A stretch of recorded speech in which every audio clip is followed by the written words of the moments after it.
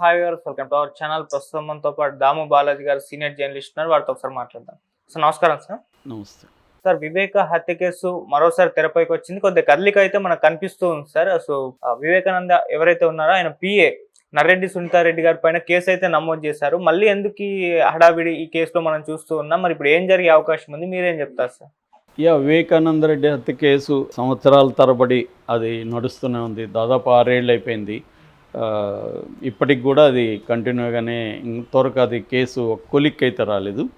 రకరకాల మలుపులు, రకరకాల ట్విస్ట్లు తిరుగుతూనే ఉంది. ఇప్పుడు కొత్తగా ఒక ట్విస్ట్ అయితే ఏంటంటే, వివేకానంద రెడ్డికి పిఏ కృష్ణారెడ్డి అని ఉన్నాడు.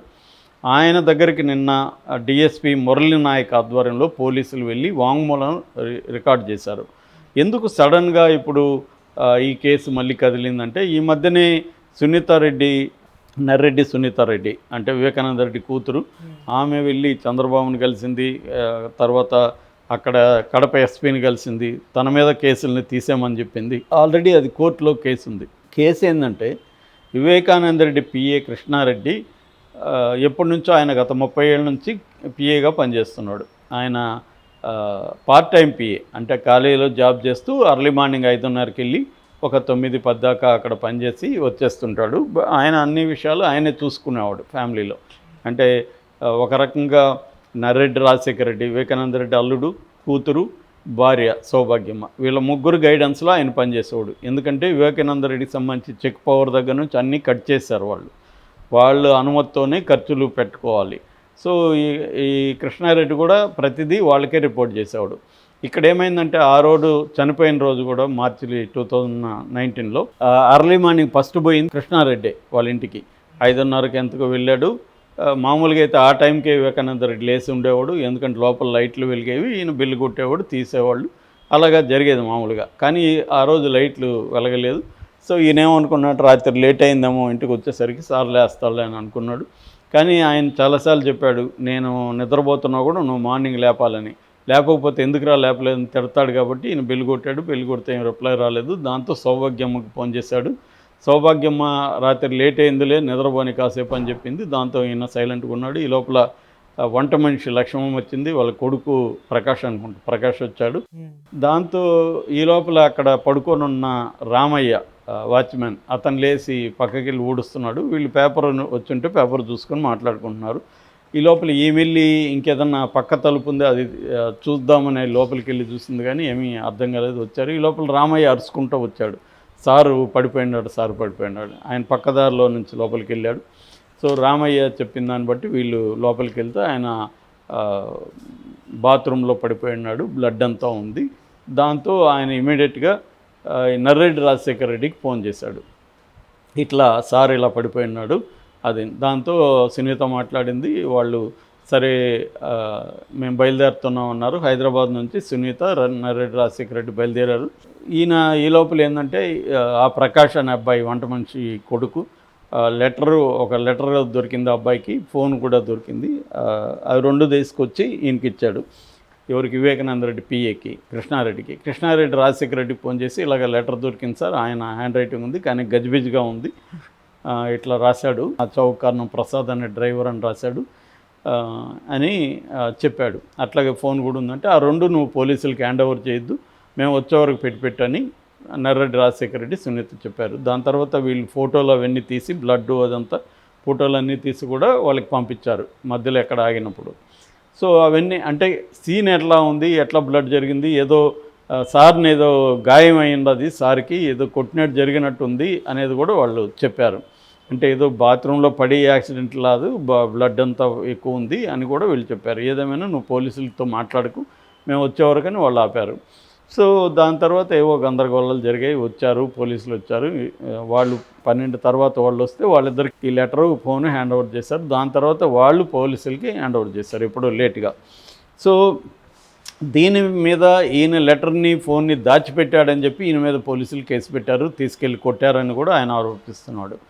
దాని తర్వాత ఏమైంది, సిబిఐ ఎంటర్ అయింది. రామ్ సింగ్ ఆధ్వర్యం, Ram Singh IO investigative officer Ram Singh ఆధ్వర్యంలో సిబిఐ పనిచేయడం మొదలుపెట్టింది. దాంట్లో రామ్ సింగ్ ఏంటంటే, రామ్ సింగ్ మీద అభియోగాలు ఏంటంటే, చాలామంది ఉన్నారు. సునీల్ యాదవ్ కానీ, A1 ఎర్రగంగిరెడ్డి కానీ, సునీల్ యాదవ్ కానీ, తర్వాత A3 ఉమాశంకర్ రెడ్డి, A4 దస్తగిరి ఏమో అప్రూవర్గా మారిపోయాడు, A5 Devireddy Shivashankar Reddy, A6 Gajjala Uday Kumar Reddy, A7 Bhaskar Reddy, YS Bhaskar Reddy, A8 Avinash Reddy. So వీళ్ళల్లో ఇటు ఎర్రగంగిరెడ్డి కానీ సునీల్ యాదవ్ కానీ వీళ్ళిద్దరు కూడా ఈయన మీద వీళ్ళ రామ్ సింగ్ మీద కేసు వేశారు, ఎందుకంటే అప్రూవర్గా మారమని కొట్టారని. అట్లాగే అక్కడ ప్రధాన సాక్షిగా ఉంటున్న వాచ్మెన్ రామయ్య కూడా నన్ను తీసుకెళ్ళి 1 month పెట్టుకున్నారు, కొట్టారని రామయ్య కూడా చెప్పాడు. దాంతో నాకు మతి చెడిపోయిందని కూడా ఆయన చెప్పాడు మీడియాతో, ఆయన చనిపోయాడు తర్వాత. సో ఈ క్రమంలో ఏంటంటే సునీత, నర్రెడ్డి రాజశేఖర రెడ్డి ఇద్దరు కూడా హైదరాబాద్కి పిలిపించి కృష్ణారెడ్డిని సీరియస్గానే బెదిరించి, నువ్వు రామ్ సింగ్ చెప్పినట్టు విను, అప్రూవర్గా మారు, అంటే ఇది అవినాష్ రెడ్డి, భాస్కర్ రెడ్డి చేయించారు ఈ హత్యను అని చెప్పమని వాళ్ళు చెప్తున్నారు. కానీ నేను చెప్పనన్నాను. దాంతో నా కొడుకు అక్కడ జాబ్ చేస్తే ఆ కొడుకు జాబ్ని తీసేశారు. నాకు అమెరికాలో ఉన్న కొడుకు పెళ్ళికి రెడీ అవుతుంటే కొడుకుల మీద ముందే నన్ను రామ్ సింగ్ విపరీతంగా కొట్టాడు. నాకు ఇప్పటికి కూడా వేళ్ళు సక్రమంగా లేవు, ఆ స్థాయిలో నన్ను కొట్టాడని ఈ కృష్ణారెడ్డి ఆరోపించాడు. సో ఆయన కేసు పెడితే పోలీసులు తీసుకోవట్లేదని చెప్పి ఆయన కోర్టులో ప్రైవేట్ కేసు అప్లై చేశాడు. కోర్టు పులివెందుల పోలీసులను ఆదేశించింది. ఆయన కోర్టులో పెట్టింది 2021లో పెడితే 2023లో కోర్టు పోలీసుల్ని ఆదేశించింది వీళ్ళ మీద. ఇది ఈ లోపల అటు రామ్ సింగ్, ఇటు సునీత నర్రెడ్డి కూడా కోర్టుకి వెళ్ళి కోర్టుని కొట్టేయమని ఒక క్వాష్ పిటిషన్ వేశారు. కానీ కోర్టు ఆ క్వాష్ పిటిషన్ కొట్టేసి దీని మీద లోతుగా విచారణ జరపమని పోలీసులను ఆదేశించింది.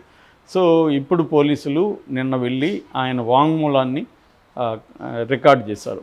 సో ఆయన ఆ సందర్భంగా లాయర్ల సమక్షంలో నేను చేస్తానని చెప్పినప్పుడు వాళ్ళు పోలీసులు అలో చేశారు. కోర్టు కూడా లాయర్ల సమక్షంలో చేయమనింది.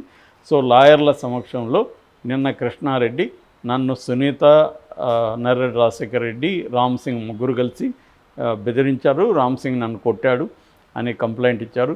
ఇప్పటి వరకు అనేక మంది రామ్ సింగ్ మీద టార్చర్ చేశాను కంప్లైంట్ ఇచ్చారు, కానీ కోర్టు ఏ రకమైన నిర్ణయం కూడా ఇప్పటివరకు తీసుకోలేదు. మరి ఇది ముందుకు కూడా వెళ్ళట్లేదు. ఇప్పుడు మరి తెలుగుదేశం గవర్నమెంట్ ఉంది, తెలుగుదేశం గవర్నమెంట్ మీద ఆధారపడిన బీజేపీ గవర్నమెంట్ ఉంది, వచ్చి కూడా 5 నెలలు అయింది. మరి ఇప్పటి వరకు అప్పుడేమన్నారు, జగన్ మోడీ కుమ్మక్కయ్యి ఈ కేసు నీరు గారుస్తున్నారు, అవినాష్ రెడ్డిని అరెస్ట్ చేయట్లేదు, వీళ్ళకందరికి కూడా బెయిల్ ఇచ్చేశారని చెప్పారు. ఇప్పుడు మరి వాళ్ళ గవర్నమెంట్లో ఉన్నాయి కదా 2, వాళ్ళ కంట్రోల్లో ఉన్న సిబిఐ ఉంది కదా, మరి ఎందుకు సిబిఐ రంగంలో దిగి అవినాష్ రెడ్డిని ఇప్పుడు అరెస్ట్ చేయట్లేదు, ఎవరు వద్దన్నారు అంటే? ఇది నేను ముందు నుంచే అనేక వీడియోలు చేశాను. నేను ముందు నుంచి ఏంటంటే వివేకానంద హత్యలో దోషులు ఎవరో అందరికీ తెలుసు. ఆ దోషులు కావాల్సింది, ఇంకా లేని దోషుల్ని క్రియేట్ చేసి పొలిటికల్గా దీన్ని ఉపయోగించుకోవాలి. జగన్ క్లియర్గా తెలుసు దోషులు ఎవరని, కానీ జగన్ చంద్రబాబు మీద నెట్టేయాలని 2019లో చూశాడు. నారాసుర రక్త చరిత్రను బుక్ చేశాడు, చంద్రబాబు అకౌంట్లో ఈ హత్యని వేసేశాడు. అప్పుడు సునీత రెడ్డి కూడా జగన్కి ఉపయోగపడింది, ఆమె కూడా జగన్ వెర్షన్ చెప్పింది.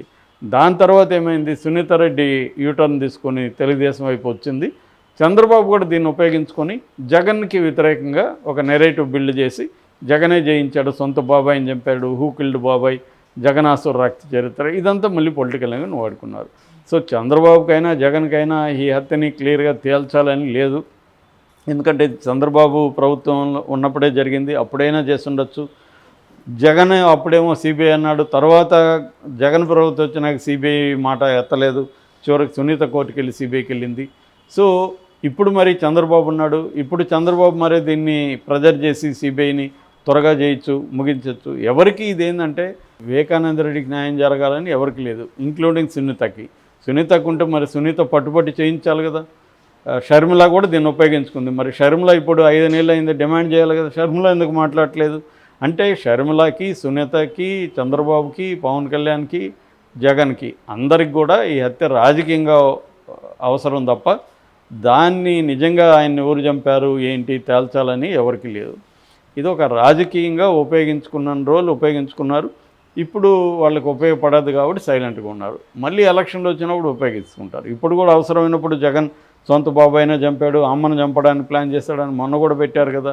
సో దాన్ని పొలిటికల్గా వాడుకోవడానికి తప్ప ఈ కేసు ముందుకు వెనక్కి